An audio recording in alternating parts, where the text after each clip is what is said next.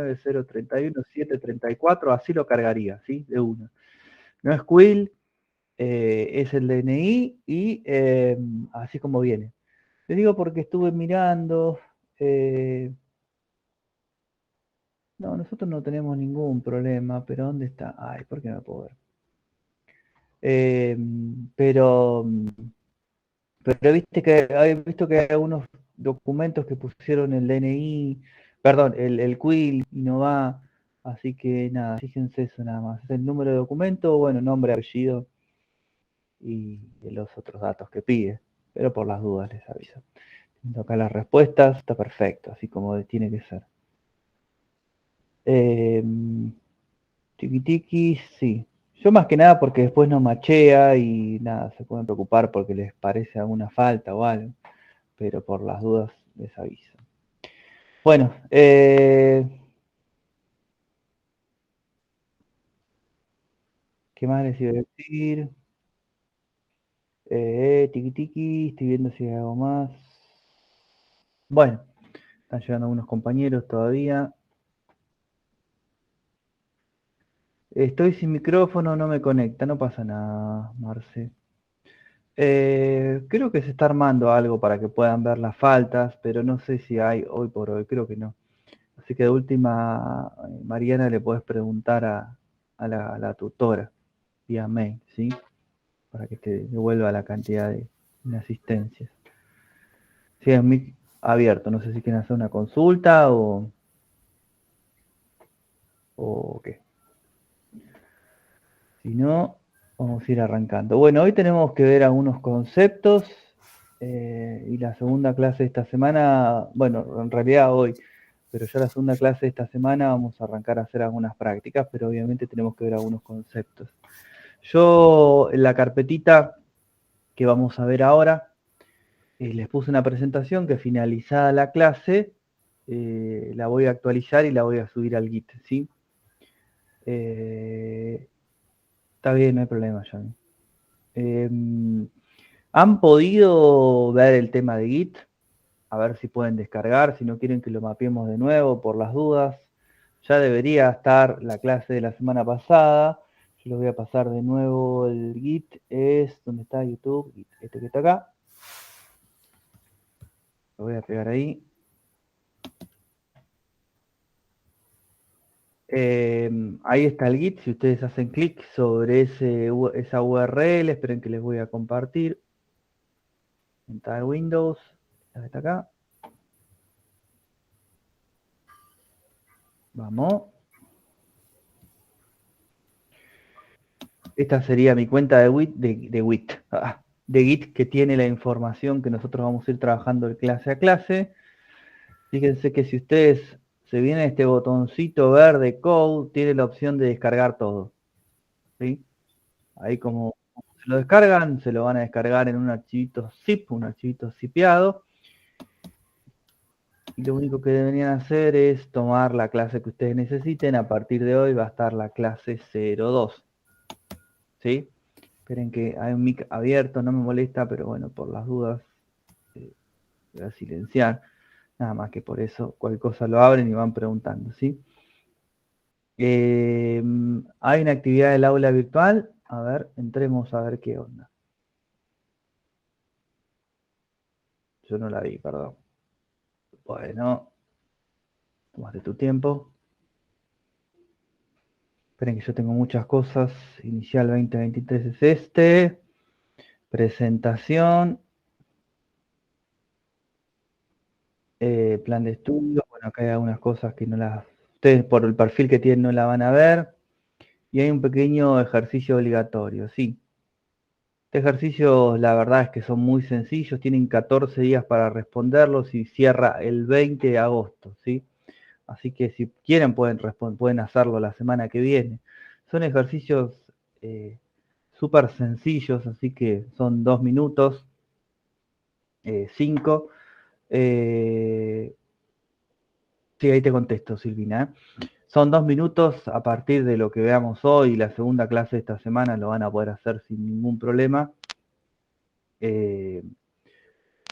Así que si quieren esperen un poquito, pero si se animan también lo pueden contestar. Lo único que tengan presente que para cuando ustedes inician ese cuestionario son 2 intentos. Si ustedes lo inician y lo cierran, ya perdieron un intento, ¿sí? Así que, nada, preferiría que lo hagan la semana que viene o este fin de semana, así ya lo completan de uno. No tengo usuario para clases virtuales. Ya a esta altura, bueno, capaz que todavía no. ¿Qué día es hoy? Hoy es martes. Yo les diría que si para la segunda clase de esta semana, o sea, para el jueves, todavía siguen sin usuario, ya empiecen a escribirle a la tutora, ¿sí? Hay muchos que ya lo tienen, entiendo que muchos también no, pero bueno, es porque justamente se están dando de alta, ¿sí? Así que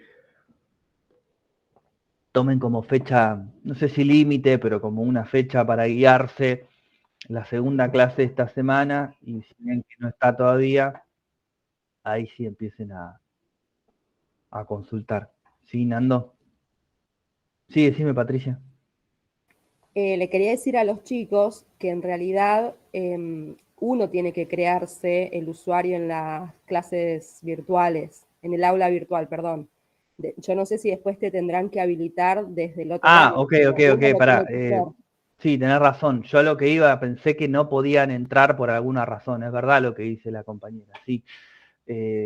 Bueno, tenés razón. Gracias por la aclaración, porque es cierto. Yo estoy pensando en que no pueden entrar, no en que no lo tienen. ¿Sí? Si no pueden entrar porque les tira algún mensaje de error, ahí sí a la tutora. Y ahora con lo que me decís vos, Nando, de que tampoco te mandaron el mail, hace esto, entra con, esperá que no me acuerdo cómo era, si alguno se acuerda a mano, si no me fijo algún mail mío por acá. A uno de bienvenida tengo que tener. Era con el DNI, creo, ¿no? ¿Se acuerdan cómo entraron la primera vez? Sí, con el mail. Sí, Mail y DNI y DNI. el... A ver, sí. Este no. Probá, Nando. Prueba 1, 2, 3. Ahí está, DNI y prueba 1, 2, 3, a ver si podés entrar. Y en el caso de que cuando ingreses sí te genera algún error, ahí sí escribile a la tutora, ¿sí? Que te puede llegar a decir tipo como que no estás habilitado o algo por el estilo, ahí sí le escribís, pero total, ingresar ya pudiste ingresar. Pero no copien perdón, profe, no copien la contraseña porque no los dejan ingresar, tienen que tipearla, o sea, escribirla como tal. Ok, bueno, buenísimo. Entonces, escríbanla a mano, así no hay problema. Bueno, hagan las dos cosas, DNI y contraseña a mano para probar. ¿Sí? Ahí que llegó otro compañero. Yo tenía creado con el DNI la contraseña que nos dieron. Joya, buenísimo. Uy, ¿cuántos que somos? 87. Un montonazo. En el canal de I, no sé qué quisiste poner ahí, Len. Bueno, después qué cosa escribirme. Bueno, para Git, créense un usuario. La verdad es que no cuesta mucho, es bastante sencillo. Está grabado en la clase de la semana pasada. Y el Git es una herramienta que lo van a utilizar siempre, así que nunca está de más el Git, ¿sí? Es muy sencillo, son un par de pasos, así que agréguenlo, créensela. Y con el enlace que yo les pasé de mi cuenta de Git, ténganlo siempre a mano, ármense una carpetita, un blog de notas con todo para poder descargarse la información. Sí, Maca, decime. Te hago una consulta referida a eso. ¿Cualquiera puede descargar tu carpeta o tenés que autorizar? No, cualquiera, lo puede descargar porque es público. Cuando Ah, ustedes listo. crean un repositorio de Git, se puede crear público o privado. Si es privado, obviamente no se puede. Si es público, como yo lo creé, cualquiera lo puede. Es más, vos le pasás ese Git a quien sea y lo va a poder descargar sin problema. Ah, listo, gracias. No van a poder subir cosas ustedes, pero descargárselo lo puede descargar cualquiera. A mi cuenta de Git me refiero, ¿no? Si ustedes se crean una propia, a la suya sí, pero a la mía no, a ese repositorio no. Bueno, a ver, la idea de hoy es la siguiente. Yo acá tengo una PPT que ahora se las voy a compartir también. Igualmente la tengo en otro monitor. Si a veces miro para allá es porque tengo otro monitor. No es porque no le esté dando bola. Vamos a ver una serie de conceptos que tienen que ver con programación. Vamos a ver también unos conceptos que tienen que ver con tecnología de computación en general, ¿sí? Lo importante de todo esto es que estos conceptos, si bien son un poco, obviamente son teóricos y pueden ser un poco densos, son importantes que los manejen para entender bien a qué es lo que apuntamos o qué es lo que queremos hacer, ¿sí? Y también lo que vamos a hacer hoy es empezar a hablar un poco de lo que es un algoritmo y cómo podemos empezar a definir un algoritmo, ¿sí? Es un poco lo que yo les hablaba en la clase anterior.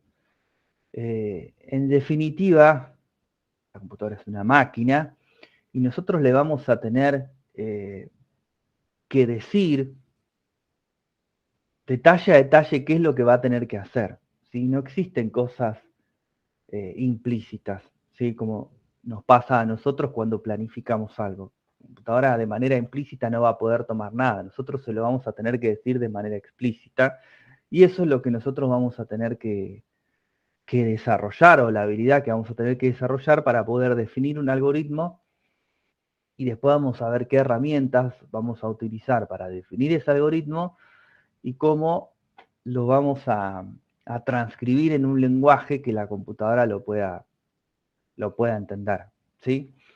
Yo tengo acá, que esto se los voy a subir cuando termine la clase, sí les voy a mostrar cómo funciona Git, ya que estamos. Pero cuando termine la clase voy a actualizarlo y ya lo van a tener disponible en la cuenta de Git que les acabo de facilitar, ¿sí? Y les voy a decir qué programitas vamos a tener que instalar ya para la próxima clase, como para empezar a trabajar en algo más práctico y no es tan teórico.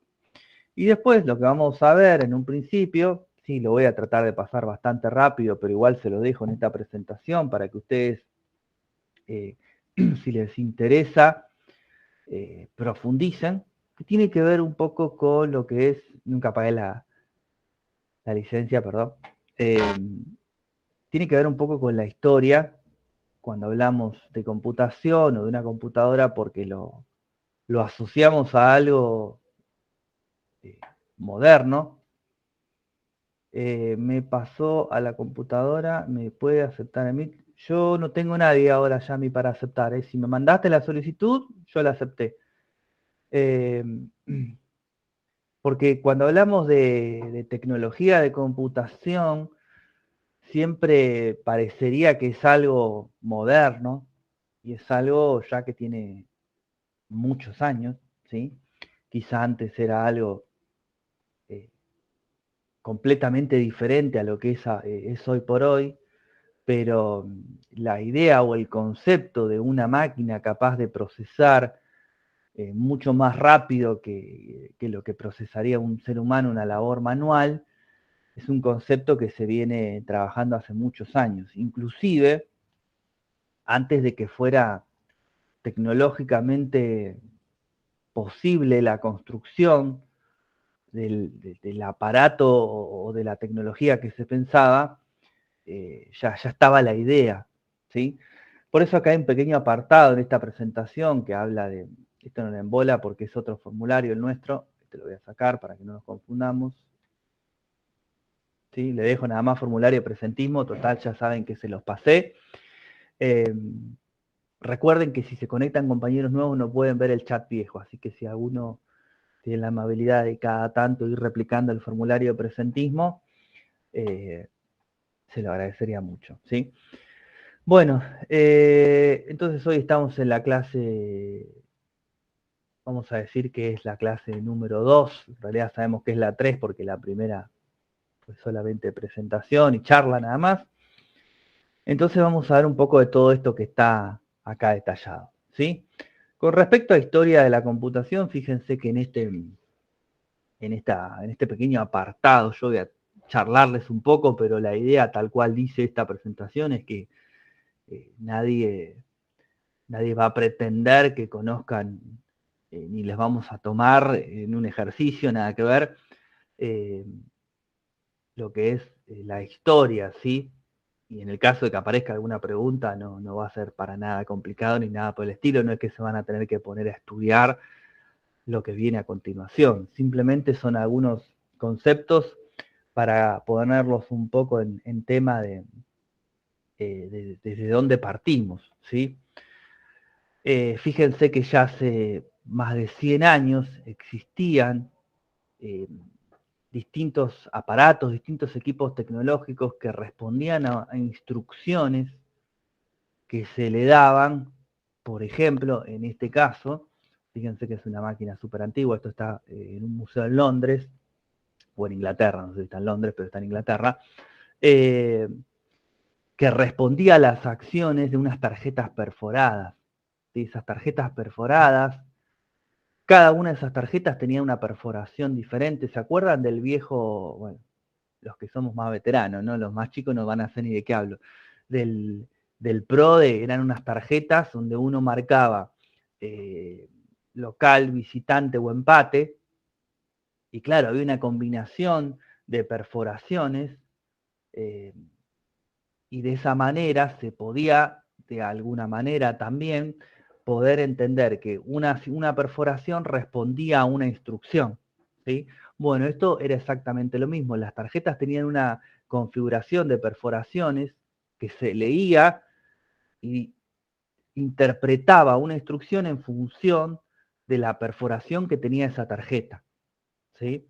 Entonces ya de movida podemos entender que había cierta lógica, cierto comprendimiento de que una instrucción se ejecutaba a partir de una instrucción que le dábamos nosotros, ¿sí? Que era perforando la tarjeta de una manera específica, ¿sí? Obviamente con el avance de los años se fueron creando mejoras sobre esa forma de interpretar instrucciones y empezaron a aparecer distintos tipos de máquinas, ¿sí? La tecnología de computación nació de la mano de matemáticos, ¿sí? Ada Lovelace es una, o era, no es, era una matemática inglesa que fue la primera que de alguna manera desarrolló un programa que podía ser interpretado por una máquina, ¿sí? Es una de las madres de la computación moderna, ¿sí? Si a alguno le interesa y que no quiere caer en leer todo esto que es bastante denso, hay una película en Netflix que les puede llegar a gustar que se llama Enigma o algo así, que trabaja el actor de Código Enigma. Código Enigma, sí, que trabaja el actor de Doctor Strange, de la película de Marvel. Es muy buena la película porque van a asociar un montón de cosas que ustedes por ahí no saben. Habrán visto 1.000.000 de veces el loguito de Mac, que es una manzana mordida, ¿sí? Bueno, el código Enigma trata sobre como Alan Turing, que era un matemático inglés, que a pesar de lo que nosotros vemos en las películas norteamericanas, de todas las batallas épicas y eso, él fue el que en definitiva ganó la Segunda Guerra Mundial en el sentido de que fue un matemático que pudo descifrar una máquina con secretos alemanes, ¿sí? Y a partir de ahí le pudo dar a la inteligencia británica un montón de información que los alemanes ni sabían. A pesar de que el tipo hizo todo esto, en ese momento en Inglaterra, bueno, las personas homosexuales las castigaban de una manera tremenda, y a pesar de que él logró esto, terminó preso y se suicidó mordiendo una manzana con cianuro. Por eso es que el loguito de Mac o de Apple, para rendirle un tributo, tomó esta forma, ¿sí? Pero está muy buena la película porque es un tipo, esperen que llegó alguien, Es un tipo hiperinteligente y habla un poco de cómo se fue gestando o cómo realmente empezó a crecer la tecnología a partir de la Segunda Guerra Mundial. Pero si les digo, si les interesa, la película está muy buena, porque es increíble como un tipo tan inteligente y capaz de salvar tantas vidas, bueno, terminó como terminó, pero está muy buena. A ver qué más dicen. Claro, por eso, no era solo el gobierno inglés, sino que toda la sociedad en ese momento lo castigaba o castigaba a las personas por algo que claramente no tiene absolutamente nada que ver, pero bueno, qué sé yo, era la historia de ese momento, estamos hablando de los años 40, ¿no? Pero sí es muy interesante y se las recomiendo porque se entiende mucho cómo empezó todo esto que se gestó en ese momento o se comenzó a crecer en ese momento, ¿sí? Entonces, Alan Turing, esperen que llegó alguien, Alan Turing, Ada Lovelace y obviamente los padres más modernos que ustedes ya conocen, pero ellos fueron un poco los padres de la computación, ¿sí? Y acá también tenemos otra máquina que fue construida, esperen que acá hay algunos nombres que yo no reconozco, pero ya viniendo un poco más para acá, aparece el nombre de von Neumann, ¿sí? Von Neumann también fue un matemático que diseñó una computadora en los años 40 y ya en ese momento él mencionaba lo que es un cuello de botella. ¿Y qué es? Espera un segundito, ¿eh?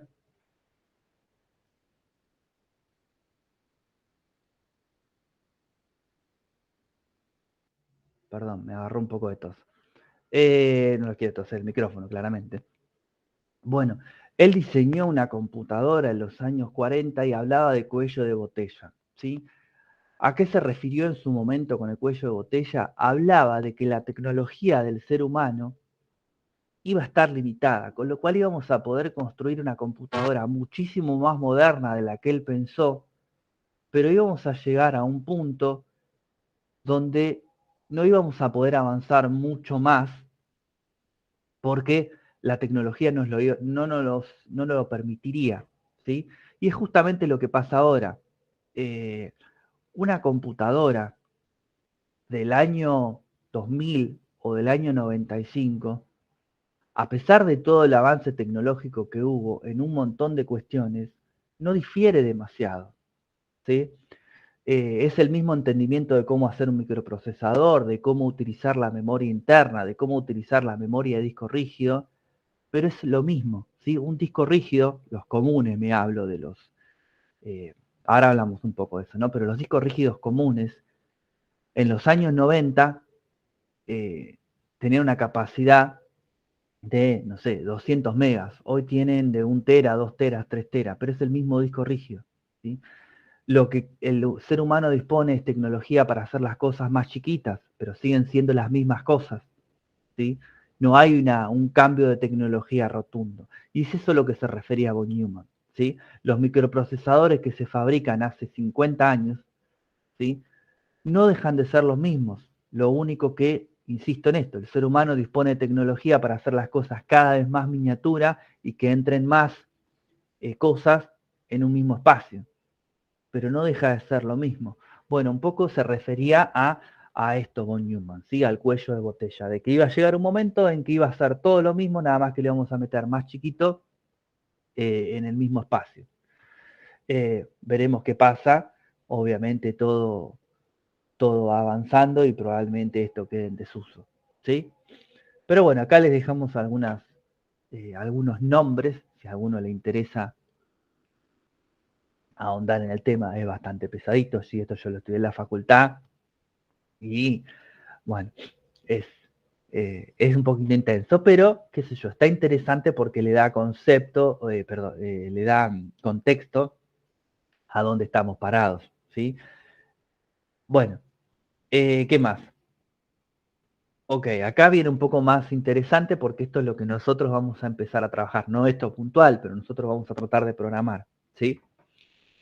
Nosotros tenemos, o la máquina, el equipo PC, el notebook, lo que sea, para ejecutar un programa, entiende solamente un lenguaje, ¿sí? Un lenguaje que para nosotros es muy complejo, no imposible, o sí imposible, pero me refiero a que lo podemos entender, que es el lenguaje binario, ¿sí? Que es el código de máquina, ¿sí?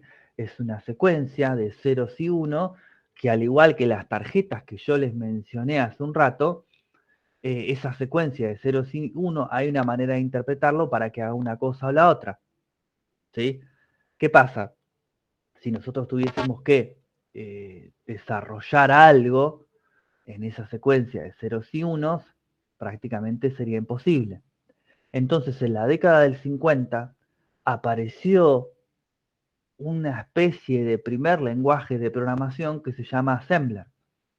El Assembler lo que hacía era esa secuencia de ceros y uno, reemplazarla por una palabra, ¿sí? Una palabra que tampoco era tan, o tampoco es, porque existe el Assembler todavía, tampoco es tan intuitiva. ¿Sí? Es una palabra que representa una secuencia de ceros y uno. Entonces ya tenemos una manera de interpretar. Si yo quiero que la computadora haga algo con esta instrucción, la computadora entiende que esa instrucción equivale a una secuencia de ceros y uno y ya puede ejecutar una instrucción de manera más sencilla, ¿sí? Yo le digo esto, la computadora hace lo otro porque sabe cuál es la correlatividad en uno y otro, ¿sí? Esto es el lenguaje Assembler. Ahora vamos a seguir hablando. Después, ya un poquito más adelante en el tiempo, se dieron cuenta de algo bastante sencillo, ¿sí? que solía pasar en un principio en cualquier tecnología de computación. ¿Por qué voy a utilizar una palabra tan complicada para decirle que ejecute una instrucción si en lugar de esa palabra tan complicada puedo poner una palabra mucho más intuitiva? ¿Sí? Yo tengo una secuencia de ceros y unos, 0, 0, 0, 1, 1, 1, 0, 1, 0, 1, 0, 1, 0. La voy a reemplazar por una palabra, por ejemplo, lo que hablamos recién en Assembler, para ejecutar esa secuencia de 0 y 1. En lugar de utilizar una palabra más intuitiva, utilizo, no sé, algo en hexadecimal.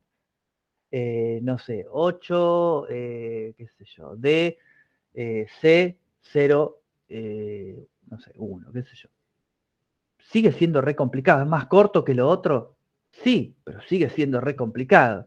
Entonces a alguien se le ocurrió decirle, pero ¿por qué en lugar de esa palabra tan difícil no usamos algo mucho más sencillo?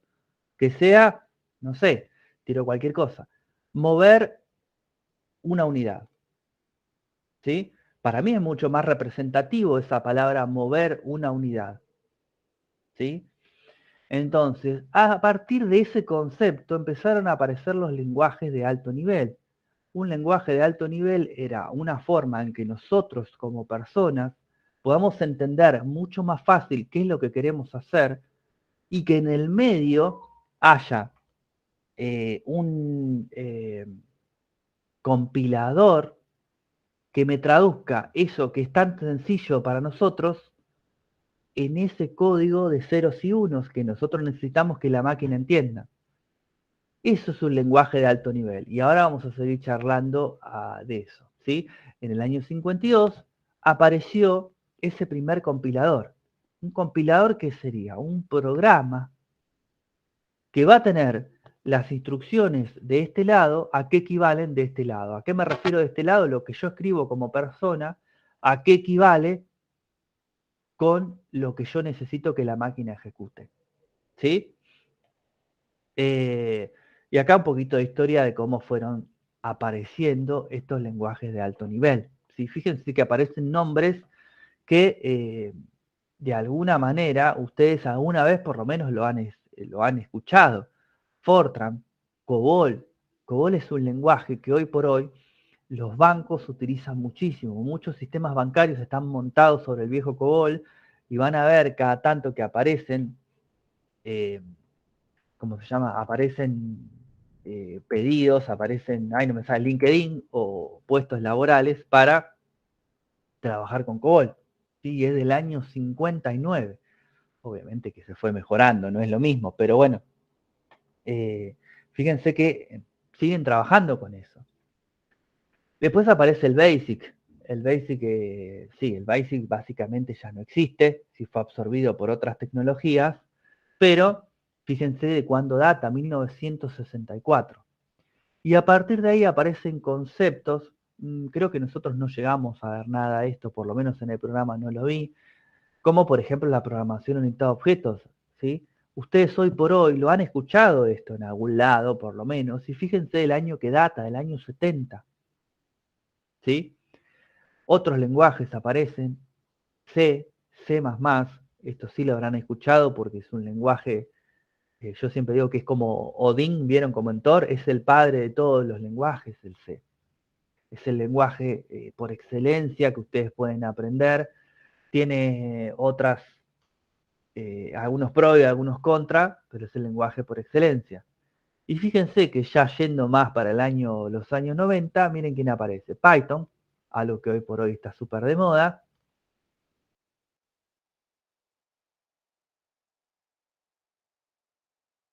Perdón, se me apagó el auricular. Visual Basic, ¿sí? PHP, Java y JavaScript, que es lo que nosotros vamos a trabajar. Pero fíjense cómo fueron apareciendo, cómo fueron mutando a partir de esa necesidad de convertir esas instrucciones en algo mucho más legible y entendible para mí. ¿Sí? A ver qué más dice esta presentación. Tiki tiki, me va a venir acá. Bueno, aparecen algunos conceptos que está bueno que ahora los charlemos, ¿sí?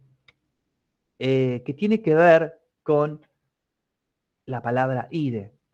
IDE significa entorno de desarrollo integrado, ¿sí? Un IDE es un programa que me va a ayudar a mí a escribir instrucciones en el programa en el lenguaje de programación que yo quiera. ¿Sí? ¿Cuántos IDEs hay? Y no sé, hay miles de IDEs. No sé si miles, pero cientos. Y eso va en el gusto de cada uno. Hay IDEs que son específicos para trabajar con un lenguaje de programación y hay otros que son multiplataforma, que yo puedo codear o escribir código en el lenguaje que yo quiera. ¿Sí? Hay para Java, hay para C++, hay para PHP, hay para .NET, hay para Python. Y hay otros que dicen, mira, yo tengo para todos, ¿sí? A mí no me gustan mucho los que tienen para todo porque es como que, ¿cómo es que dicen? Que mucha abarca, poco aprieta. Pero, por ejemplo, nosotros que vamos a trabajar con C++, cualquiera mandé, perdón, con Java, vamos a trabajar con Eclipse, que si bien sirve para varias cosas, siempre nació y siempre fue de la mano de Java, con lo cual obviamente está mucho más familiarizado con el mismo. C o C Sharp, ¿sí? Es lo que dice acá abajo, ¿sí? Es un lenguaje de programación que nace del C++ y de Java. Es como agarró un poco de las dos cosas y se creó. Este lenguaje, en el año 2001, lo compró Microsoft y lo convirtió en su tecnología de punta, justamente denominado .NET. ¿Sí? Lo habrán escuchado también.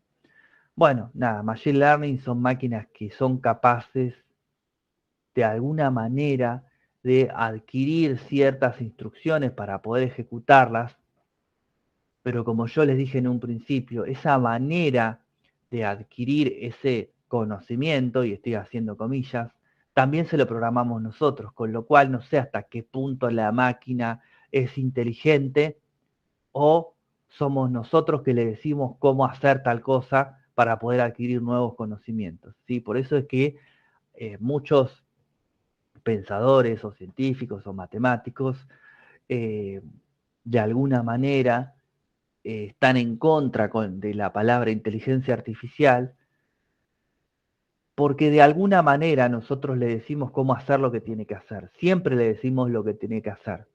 Cuando hablamos de inteligencia, es la habilidad que tiene el ser humano para sin entender absolutamente nada, ni contexto, ni recibir ningún tipo de instrucción, ni recibir ningún tipo de orden de cómo hacer algo, es capaz de entenderlo, ¿sí? Entonces, ahí hay como un tema medio controversial sobre si esta inteligencia artificial es o no es real, ¿sí? Lo que pasa es que a veces ese programa se hace tan grande, tan inmenso, que decimos, wow, es inteligente, porque le pregunto, no sé, qué sé yo, quién es Ada Lovelace y me lo sabe decir el chat GPT. Pero en algún momento alguien le cargó, Ada Lovelace es una pensadora, una matemática británica, ¿sí? Entonces, es controversial, ¿sí? Y después ya aparecen palabras como frameworks y librerías, que es un concepto bastante más moderno, ya mucho más traído a lo que es hoy por hoy, que tienen que ver, un framework y una librería están emparentados, son similares, pero no son lo mismo. Una librería es una serie de componentes que está disponible para algún lenguaje de programación, por ejemplo para C++ o para Java, en donde esa librería ya trae un montón de cosas hechas y lo único que tengo que hacer es usarlas yo, ¿sí? Por ejemplo, si yo quiero convertir un archivo en PDF y lo tengo que escribir a mano, son un montón de líneas de código, puedo estar semanas escribiendo líneas de código. En cambio, Java me ofrece una librería que me dice, vos decime qué archivo querés que yo te convierta a PDF, me lo anotás acá y yo te lo devuelvo convertido, ¿sí? Toda esa codificación ya viene hecha, yo no hago nada. Lo único que le digo es, este Word, pasame la PDF. O estos datos que yo te doy, convertímelo en un Excel, ¿sí? Eso es una librería, es algo que programó alguien ya y me dice, mira, yo te lo he hecho porque soy copado, vos nada más decime qué archivo querés, ¿sí? Eso es una librería. Y un framework es similar, pero no está apuntado a una sola cosa, sino a todo, ¿sí? Un framework, por ejemplo, en Java es Spring, en PHP puede ser Symfony o puede ser Laravel. Son instrucciones que ya vienen listas para yo usar, pero está apuntado a todo, ¿sí? Entonces yo puedo, por ejemplo, decirle, quiero utilizar este framework para conectarme con una base de datos y guardar datos, lo tiene listo. Puedo, por ejemplo, decirle, mira, quiero hacer un login de usuario, y me dice, listo, yo te doy todo hecho, vos decime dónde está el nombre de usuario, dónde está la contraseña, y inclusive voy, verifico que esté todo bien y te digo si está correcto o no está correcto. Te trae todo, ¿sí? Un framework hoy por hoy es buenísimo porque trae todo. Entonces una cosa está apuntada y otra cosa es para todo, ¿sí? Bueno, en este punto vamos a ver algunas cosas que por ahí la mayoría de ustedes ya súper maneja, pero si tienen alguna duda pregúntenme, porque acá tiene que ver dónde se ejecutan las instrucciones que estamos nosotros a punto de empezar a programar. Así que son dos cosas totalmente diferentes. Nosotros dentro de lo que es una computadora, pensando en una computadora, tenemos dos componentes que son completamente diferentes, pero sí se relacionan entre sí. Tenemos la parte de hardware y la parte de software, ¿sí? Hoy se empiezan a entremezclar los mundos y podemos llegar a tener alguna confusión en cuanto a definiciones, ¿sí? Y ahora cuando terminemos de ver esta parte les voy a decir por qué tenemos esta confusión de definiciones. La parte de hardware, cuando hablamos de una computadora, es todo lo físico, todo lo que es tangible yo puedo tocar. Si yo estoy hablando del disco rígido de una máquina, estoy hablando del disco rígido que está dentro o adentro de la notebook, que puede tener distintas capacidades. ¿Sí? Cuando estoy hablando de la memoria, lo mismo, estoy hablando de la memoria que lleva adentro, la memoria, la plaqueta, que también puede tener distintas capacidades. Y todo lo que es físico, tangible, forma parte del hardware de un equipo, ¿sí? Mientras que todo lo que es el software de una máquina forma parte de la información que yo tengo almacenado en esos dispositivos físicos que van a hacer que la computadora ejecute la serie de instrucciones dentro de lo que yo le pida, ¿sí? Dentro del software, ojo que tenemos algunas diferenciaciones que no forman parte de nuestro curso, pero yo se las voy a explicar más o menos para que ustedes lo tengan presente, ¿sí? Lo más importante del software es el sistema operativo.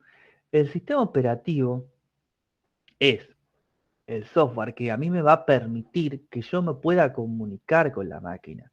El sistema operativo, no quiero decir porque hay algunos adeptos a otros sistemas operativos que me van a matar, pero el sistema operativo más conocido a nivel mundial, obviamente, es Windows, ¿sí? Tiene sus cosas. Windows, no le voy a decir que no, sobre todo la parte comercial, que hace que sea bastante complicada, pero es el sistema operativo más importante que se conoce. ¿Sí? Es como la Coca-Cola, ¿sí? Todo el mundo conoce Coca-Cola, todo el mundo conoce Windows. Acá empieza a complicarse un poquitito la existencia cuando la tecnología avanza. ¿Por qué? Porque las distintas versiones de Windows que se van ejecutando traen mejoras para trabajar con el hardware existente, ¿sí? Las dos cosas tienen que ir corriendo de la mano.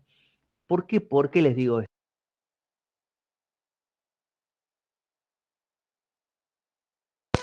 Bueno, si se me apaga de nuevo, chicos, me cambio, tengo otro auricular por ahí, ¿sí?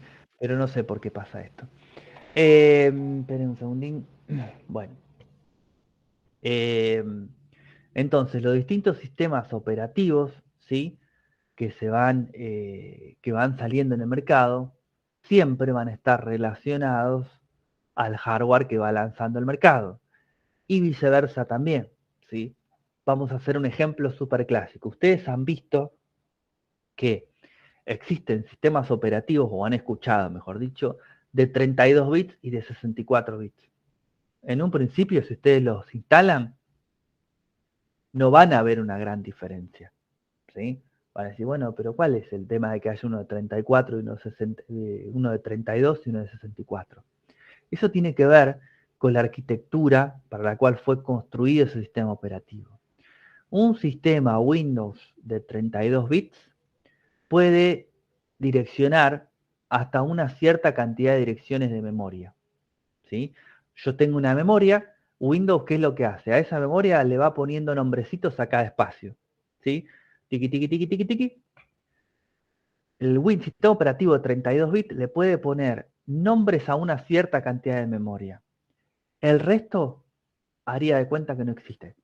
Entonces, si yo tengo un sistema operativo de 32 bits con una máquina que tiene 16 GB de memoria, Windows va a llegar a un punto que va a decir hasta acá yo le puedo dar nombre, lo demás no tengo ni idea. Con lo cual, toda esa memoria va a estar innecesaria.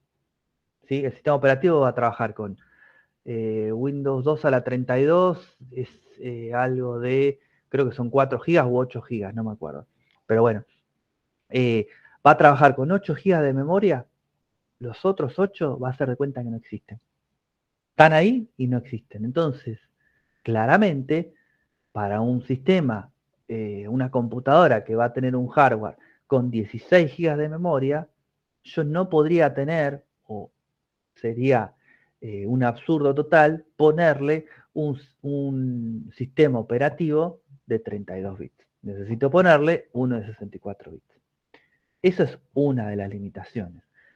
Después, por otro lado, y esto lo van a ver más con los celulares, más que con las computadoras. Las aplicaciones nuevas empiezan a utilizar tecnología que hacen necesario que yo acompañe mi sistema operativo con avances, ¿sí? Por ejemplo, ustedes vieron que si se descargan, no sé, qué sé yo, Instagram en un celular demasiado viejo, capaz que ni siquiera se lo descarga. Le dicen, no, yo necesito que tenga un sistema operativo tal. Bueno, acá sería lo mismo. Hay aplicaciones, por ejemplo, no sé, la última versión de Office, la instalable, no la Office 365, que debe ser la 2016, ni siquiera les va a instalar en un Windows 95. Les va a decir, yo no conozco este sistema operativo, o sí lo conozco, pero no me sirve. porque todo lo que yo necesito para correr como aplicación lo tiene que tener un sistema operativo más nuevo. Entonces, no, las dos cosas se tienen que acompañar, ¿sí? Entonces, por un lado tenemos el sistema operativo, por otro lado tenemos aplicaciones y por otro lado tenemos los IDE, pero los IDE también son aplicaciones. Ahí están diferenciadas porque yo se los mencioné, pero un IDE no deja de ser una aplicación, no deja de ser un utilitario. Entonces, en el caso de que ustedes tengan un equipo muy viejo, ¿no van a poder hacer nada? No, nada que ver, pero sí quizás se tengan que encontrar o tengan que navegar por internet para encontrar versiones más viejas de las aplicaciones que nosotros vamos a utilizar. En las mismas páginas de las aplicaciones también tienen versiones más viejas para descargar, pero hasta cierto punto, después ya las sacan, ¿sí? Por ejemplo, nosotros vamos a utilizar más adelante Eclipse, ¿sí? Que yo lo tengo acá minimizado. La última versión de Eclipse, no sé cuál será, pero salió este año. ¿Tienen del año pasado dentro del repositorio de aplicaciones viejas? Sí. ¿Tienen del anterior? Sí. ¿Tienen del anterior? Sí. Ahora, del año, no sé, 2000 ya no tienen. Y llega un punto que, bueno, te doy 3, 4, 5 versiones para atrás para que te descargues si las necesitas, pero más que eso no. Después ya tenemos que ir a páginas megas random de internet para buscarlo, pero tampoco es algo recomendable, ¿sí? Siempre traten de bajar sobre todo aplicaciones de páginas reconocidas, porque cuando bajan de páginas poco reconocidas, ahí empieza el lío de los virus, ¿sí? A ver, vamos un poco más a lo nuestro. En el ámbito de la tecnología, ¿sí? ¿Qué es lo que nosotros vamos a hacer? Vamos a hacer aplicaciones. Y esas aplicaciones no son ni más ni menos que una secuencia de instrucciones. Parece como muy sencillista lo que estoy diciendo, muy simplista. No sé si existe la palabra, pero no deja de ser eso, ¿sí? Nosotros vamos a escribir código que van a ser una secuencia de instrucciones que la computadora va a ejecutar, ¿sí? ¿Cómo vamos a hacer esto? Lo vamos a hacer mediante un código fuente. ¿Sí? Esperen que llegó alguien. Admitir, a ver si hay preguntas. Me tengo que retirar, no hay problema. No, no hace falta demasiados. O sea, si vos me preguntás con 8 gigas está perfecto, sí. Yo necesito pasar unas imágenes que tienen texto a Word. Tengo que activar todos los dramas. El sistema binario, sí, claro, el sistema binario es lo que la máquina entiende, ¿sí? Bueno, volvamos. Tiki tiki, acá. ¿Qué va a ser nuestro código fuente? El código fuente va a ser las instrucciones que nosotros vayamos escribiendo y después alguien va a ser un compilador, se va a encargar de ese código que nosotros escribamos de una manera bastante intuitiva y bastante sencilla, lo va a convertir en otro lenguaje y me va a generar un programa que va a ser independiente ya de por sí del código fuente. ¿Qué quiere decir? Que yo voy a escribir todas las instrucciones, va a haber un compilador que me va a convertir todas esas instrucciones en un programita y me lo va a dejar encapsuladito y listo para trabajar. Yo ya no voy a necesitar más el código fuente. ¿Por qué? Porque el programita ya va a estar encapsulado y ya va a funcionar todo el tiempo. Yo le voy a dar doble clic con el mouse, vamos a suponer que hicimos una aplicación que me pida tales datos, va a funcionar siempre, va a pedir esos datos y me va a volver un resultado.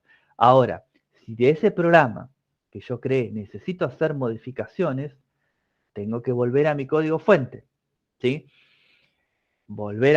Hago la modificación en el código fuente, vuelvo a compilar y genero nuevamente ese programita con la modificación que yo pedí. Esto ya nos da una idea que el código fuente va a ser el insumo que nosotros vamos a tener que guardar o almacenar para poder inclusive decir que ese programa es nuestro. ¿Por qué? Porque se gestó a partir del código que yo escribí. Entonces, cuando yo genero una aplicación de escritorio, ¿sí? No hablamos todavía de nada de web, y yo vamos a suponer que se lo vendo a un cliente, ¿Qué le voy a dar al cliente? Le voy a dar el programita. Le voy a dar el programita, acá está listo, funciona con todo lo que vos me pediste, chau, nos vemos. Ahora, si ese cliente necesita dentro de 2 meses hacer modificaciones al programa que yo le hice, me va a tener que llamar a mí, yo voy a tener que tener guardado el código fuente y decirle, bueno, ¿qué querés agregar? Esto, listo, te lo agrego, te lo encapsulo de nuevo, te mando el programita y te lo doy. Nuestro código fuente, ¿qué va a ser? Nuestro copyright. Lo que nosotros escribamos como desarrolladores va a ser el código fuente y va a ser mío, ¿sí? Lo que es del cliente es el programita que yo le doy, pero el código fuente es mío como desarrollador, ¿sí? Vamos a tratar de hacer pronto algo de código fuente para que se entienda, ¿sí? Entonces, ese código fuente van a ser instrucciones. Tiene su complejidad, no le voy a decir que no, pero son instrucciones, ¿sí? Y esas instrucciones van a requerir de 2 cosas. Por un lado el algoritmo y por otro un lenguaje de programación. Parecen lo mismo, o están muy hermanados o emparentados, pero no son exactamente lo mismo. El algoritmo es la secuencia de instrucciones que yo le voy a tener que decir a la máquina que ejecute, teniendo en cuenta esto que yo les dije hace un rato, que es que no puede haber ambigüedades, ¿sí? Decime, Daniel. Hola, profe, buen día. Volviendo a lo que estabas explicando hace un momento, el programa del Sí. compilador. Sí. Tenía entendido ahí otra, o sea, hay 2 maneras, ¿no? de pasarlo a código máquina, o sea, el código fuente a código máquina. Uno es por el compilador y el otro era por el assembler, puede ser por el ensamblador. Claro, el ensamblador también es un compilador, porque Sí. vos fíjate que lo que haces es lo siguiente.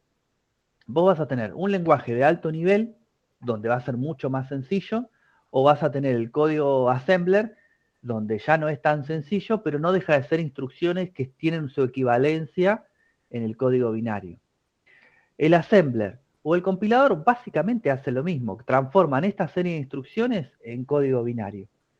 Por eso, sí, hay la diferencia, pero es muy mínima. Los dos hacen lo mismo, o sea, traducen una instrucción en código máquina. Claro, a mí lo que me confunde es la diferencia, porque, o sea, como que el compilador es como que, o sea, lo transforma en un programa y puede ser ejecutado en cualquier otro, o sea, ¿no? Y el otro sí o sí necesita como del código fuente todo el tiempo, ¿puede ser? ¿Es así? Claro, no, pero entonces ahí hay un tema, sí. Lo que vos me preguntás es otra cosa que ahora lo vamos a ver que tiene que ver con el intérprete. Una cosa es un compilador y otra es un intérprete. Ahora vamos a ver eso. Pero puntualmente lo que vos me preguntás, el assembler y el código, ¿cómo se llama? Ay, no me sale ahora. Bueno, ahí está. El algoritmo, ¿sí? Que yo voy a tener que compilar de uno para el otro, sigue siendo lo mismo. Hay una diferencia y tiene que ver justamente con la parte web, que es lo que ahora vamos a charlar un poquito de lo que es el intérprete, que no es lo mismo. Similar, pero no es lo mismo. Okay. Ahora lo vemos. Gracias. De nada. Entonces, el algoritmo es la secuencia de instrucciones que nosotros le vamos a decir que va a tener que ejecutar, ¿sí? No importa en qué lenguaje de programación, las instrucciones que vos vas a tener que ejecutar son estas secuencias, ¿sí? Si hay una que te comiste, rompe y no funciona, ¿sí? Por ejemplo, les voy a dar un ejemplo súper tonto, pero real. Si ustedes, si yo les tuviese que decir a ustedes que hagan una torta, ¿sí? Le digo, pongan 2 huevos. Ustedes saben que para hacer una torta, yo tengo que romper los huevos y ponerlo en un bowl, ¿sí? Yo a una computadora no le puedo decir poner 2 huevos, porque listo, ¿dónde los pongo? ¿Cómo los pongo? ¿Qué tengo que hacer? Me va a decir, ¿sí? Yo le tengo que definir los pasos uno por uno. Le tengo que decir, agarrar 2 huevos, romper los 2 huevos, ponerlos en un bol, ¿sí? Entonces, toda la parte que para nosotros es intuitiva, en un algoritmo tiene que estar definido y no tiene que ser ambiguo, ¿sí? Otro ejemplo que les puedo decir, ustedes si tienen, volvemos al ejemplo de la torta, tienen 2 bols, yo le digo, poné en uno de los bols 2 huevos, ustedes agarran cualquiera, lo rompen y lo ponen ahí, ¿sí? esa ambigüedad no puede existir en un algoritmo, porque va a decir, bueno, pero tengo 2 bols, ¿qué hago? ¿A dónde los pongo? Se lo tengo que definir yo. Entonces, todo lo implícito, todo lo ambiguo no puede existir en un algoritmo. El algoritmo tiene que ser explícito para que la computadora lo pueda entender. Y el lenguaje de programación que nosotros vamos a decidir utilizar es traducir ese algoritmo en las instrucciones exactas de ese lenguaje de programación. Esto es una dificultad que existe hoy por hoy. Está bien, son las reglas del juego, ¿no? Hay muchos lenguajes de programación. Si bien la estructura que nosotros vamos a aprender en este curso es la misma para todas, la instrucción semánticamente tiene algunas diferencias. No es lo mismo escribir la instrucción en Java que en PHP, que en C, que en Python. Tiene algunas diferencias muy pequeñas, pero la base es la misma. Entonces, con 2 minutos de googlear a ver cómo se hace un for en Python, lo sacamos enseguida. Lo aprendemos en Java, pero cómo hacerlo en Python lo sacamos en 2 minutos. ¿Sí? Entonces, la diferencia entre algoritmo y el lenguaje de programación es traducir el algoritmo al lenguaje con el cual nosotros queremos trabajar. ¿Sí? Bueno, nada. Lo que tenemos que tener presente, se lo dejo acá y vamos a hablar un poco de intérprete, dónde estaba, que está. Acá pasamos a todo ese tema. Obviamente, lo que hoy es furor, mañana es obsoleto, como dice ahí, ¿sí? Todo, lamentablemente, es una rama de estudio donde nosotros nos tenemos que desafiar y capacitarse todo el tiempo, ¿sí? Mismo, a ver, yo trabajo en esto hace 20 años y yo estoy haciendo ahora un curso para capacitarme en una tecnología que conozco poco y nada, ¿sí? Y así estoy todo el tiempo. Es parte del juego, digamos. Y obviamente si estamos acá es porque nos interesa y no es solamente una obligación, por lo menos es lo que me pasa a mí, sino que también es algo que me gusta, que me atrae, ¿sí? Bueno, vamos a hacer un pequeño repaso de esto y después les voy a explicar lo que muy bien me preguntaba el compañero recién. Entonces, nosotros tenemos 3 tipos de lenguajes. Lenguaje máquina, lenguaje de bajo nivel y lenguaje de alto nivel. El lenguaje máquina, ¿sí? Es la secuencia de ceros y unos, tal cual está escrito acá. ¿Vieron la Matrix? ¿Se acuerdan de la película Matrix? ¿Qué la máquina va a entender? La máquina va a entender esto que está acá pintado en la imagen que está acá. No hay otra. La máquina no entiende otra cosa. ¿Podemos escribir en binario? Sí, hay traductores donde la letra A tiene su traducción en binario, la letra B tiene su traducción en binario, la tecla, el número 1 tiene su traducción en binario, ¿sí? Pero por lo general, lo que es en binario está representado por 4 u 8 pares, no, por 4 u 8 dígitos, con lo cual hace que un programa que tenga 20 líneas de código, para mí se me va a hacer un choclazo, ¿sí? Entonces, volvamos acá y después ustedes tienen la explicación por si la necesitan. Ese es el lenguaje que entiende la máquina, el binario, no hay otra. Después tenemos el lenguaje de bajo nivel, que es el assembler, que es utilizar palabras, vamos a poner sencillas porque sencillas no son, para reemplazar el código binario. Donde yo tengo, por ejemplo, fíjense, acá, yo tengo ejemplos, sub AX, move AX, sub AX, ¿sí? Y tengo inclusive direcciones de memoria. ¿Es más sencillo que el código binario? Sí, más sencillo es, pero igual sigue siendo hiper complicado. Fíjense que en el medio yo tengo un traductor. Ese traductor es un compilador. ¿Qué quiere decir? Que estas instrucciones que están de acá al lado, este traductor me las va a pasar al código máquina, ¿sí? Ahora, ¿qué pasa? Con el devenir del tiempo sabemos que esto iba a ser muy complicado hacer programas más complejos. Y ahí aparecieron los lenguajes de alto nivel. El lenguaje de alto nivel es lo que yo les mencionaba antes. Era estas instrucciones que las hice tan acotadas, ¿por qué no las hago un poquito más elaboradas? Y llego a un lenguaje de alto nivel. Un lenguaje de alto nivel es esas instrucciones, poder convertirlas en algo más entendible para que ejecutando el mismo proceso pueda llegar a lo mismo, pero para mí es mucho más fácil. Por eso habla de que es más cercano al ser humano, ¿sí? ¿Por qué? Porque son instrucciones mucho más entendibles para nosotros. Van a permitir también que sea más sencillo programar. ¿Por qué? Porque hoy por hoy no es un programita de 3 líneas que inserto un número, inserto otro número y me da un resultado. Son programas larguísimos. Si yo tengo que utilizar esas instrucciones de Assembler, estoy 3 años desarrollando una aplicación que tenga 2 ventanas. Sería prácticamente imposible.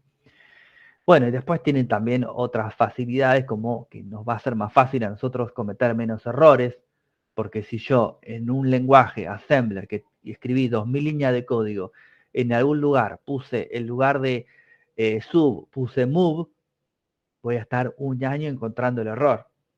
En cambio, va a ser mucho más sencillo cuando estoy trabajando con un lenguaje de alto nivel. ¿Sí? Lenguajes de alto nivel son estos que ustedes están acostumbrados y que han visto 1000 veces, que tienen que ver con el Basic, C++, Python, Java y el C#, entre otros. ¿Sí? Y acá viene lo que recién me preguntaba el compañero. Nosotros tenemos compiladores e intérpretes. Es lo mismo, más o menos. ¿Sí? Un compilador va a traducir un código fuente en otro lenguaje.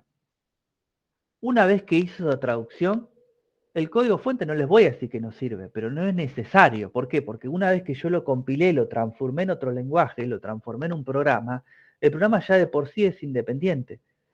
Yo ese programa lo voy a poder ejecutar las veces que yo quiera. Mientras no tenga que cambiar nada en ese programa, mi código fuente lo borro, me lo guardo en otro lugar, mi programa va a seguir andando. ¿Sí? Fíjense que si ustedes van a una cadena de electrodomésticos, más que nada, las aplicaciones que tienen no son web, son aplicaciones de escritorio, ¿sí? De línea de comando, ¿vieron? De DOS, bastante rudimentario, pero obviamente es muy rápido y a ellos les sirve. Ese programa no tienen el código fuentes ellos en esa máquina, tienen el programita nada más. Lo ejecutan, se conectan a una base de datos, transaccionan con lo que quieren, pero no tienen el código fuente. ¿Sí? Eso está en otra máquina. Entonces, el compilador transforma el código fuente en un programa que una vez que ya está programado, ya está creado, es independiente. Un intérprete es diferente. ¿Sí? ¿Por qué? El intérprete lo que hace es, en tiempo de ejecución, va leyendo las instrucciones y las va ejecutando. Con lo cual ya ahí hay una diferencia, porque yo necesito siempre mi código fuente. Cuando ustedes hacen una página en HTML, ¿sí? HTML es el lenguaje para escribir páginas web. ¿Sí? Ese lenguaje HTML no se compila y se transforma en otro programa y se ejecuta ese otro programa, sino que esa página HTML, cuando yo le doy doble clic, el navegador web, Internet Explorer, Mozilla, Firefox, Opera, Safari, cualquier navegador web que exista en el mercado, lo que hace es leer esa página web que yo diseñé y ejecutarla en el momento. Si yo esa página web la borro, el navegador web me dice, pero ¿qué interpreto si no hay nada? ¿Sí? Entonces fíjense la diferencia. Un navegador web es un intérprete de lo que yo escribí en código HTML.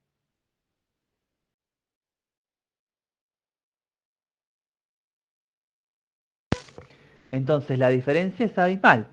¿Sí? Son dos cosas diferentes que el objetivo es el mismo. Poder generar una aplicación capaz de interactuar conmigo, con el usuario, pero son dos cosas diferentes. Entonces las aplicaciones de escritorio, las viejas, las que ya no existen, son interpretadas, perdón, son compiladas y ejecutadas. ¿Sí? No necesito el código fuente. Las aplicaciones que vinieron después, o sea, las páginas web peladas, estoy hablando de páginas web, no aplicaciones. ¿Se acuerdan de las del año 2000, 2005, que eran páginas nada más? Esas son interpretadas por el navegador. Y las aplicaciones nuevas tienen un poco de las dos cosas. ¿Por qué? ¿Porque es necesario el navegador para interpretar? Sí, pero van a tener trozos de código que van a vivir dentro de una aplicación compilada como en nuestro caso, un Java sería un var, un punto var o un punto jar, ¿sí? No sé si llegamos a ver algo de eso, pero es como que es la combinación de las dos cosas, ¿sí? Ahí les puse un poco más o menos lo que fui comentando durante las sucesivas clases. La clase de hoy, ¿sí? Lo que es un compilador y lo que es un intérprete, ¿sí? Un intérprete traduce, el compilador también traduce, pero genera otra aplicación a partir de lo que traduce, ¿sí?